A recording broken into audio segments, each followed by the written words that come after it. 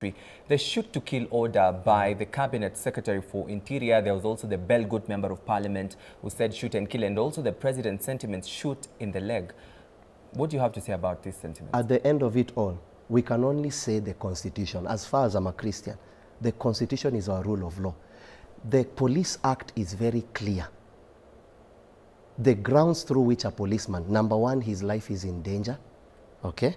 Number two, protection of property. In other words, if you break now into the studios of K24 and a policeman shoots, is that policeman wrong?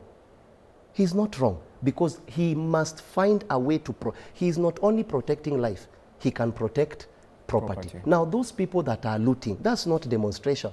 He has the right to shoot if he's protecting property. But now, looking at the kind of shootings that have happened, Baby Pendo, was he protecting property? Or was he saving life? What happened? When you look at the lady that, the girl of 12-year-old, what were they doing shooting inside? That means in order for you to shoot, it has to be, you are shooting at the people. You are not scaring the people. Shooting up is more of scaring the people. So looking at it from a leader coming out, the MP, coming, I don't know if he's an MP, coming out and saying shoot and kill, it can only be if it is at the threat of life. But a policeman's perspective to kill should be the last thing. In other words, he has tried all peace apparatus.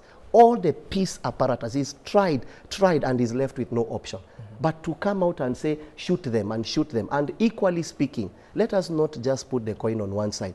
If you are doing wrong to that degree, let's say, for example, the people that I saw in Kitengela breaking houses, can you imagine if there is a girl there and those men happen to enter? They will rape them. What if it's your sister or your mother? So do we mean that these people who are vandalizing these houses, if there was, let's say, a police officer around and they shoot to kill, this will be validated? At the end of it all, again, I repeat, it is what is the action that a policeman should take. If you have heard my words, it should be the last thing. You have tried and tried. A policeman's intention should never be to kill. That should be the last thing. And I'm expecting that our police people are trained. One of the things in training, I have an understanding, I will not say much, is called to de-escalate. You de-escalate the issue. For example, if I come here and I see that there is an argument and I have a weapon, my work is to move away, to de-escalate. But you see today, when you have a weapon, you remove. Have you not seen members of parliament shooting people? You are not de-escalating the issue. So we have police officers that, like now, the gentleman that, is it Boniface? Boniface Karaoke. When you look at that situation, the two policemen were running, then they stopped and saw Boniface. You can see in a matter of seconds, and they are young, so they are probably ignorant about, they were not mature, they have not been trained well.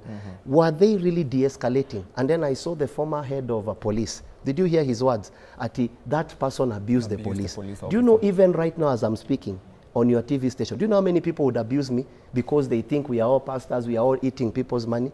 But the question is, should we now kill everyone because they are abusing us? You should be able to have self-control as a police officer because you are holding a weapon. You de-escalate the situation. But if there at any point there is a threat to life, there is a threat to property, then the last option you have, and underline the word is, the last option you have is to protect these two things. And they are well captured in the law and in the Police Act.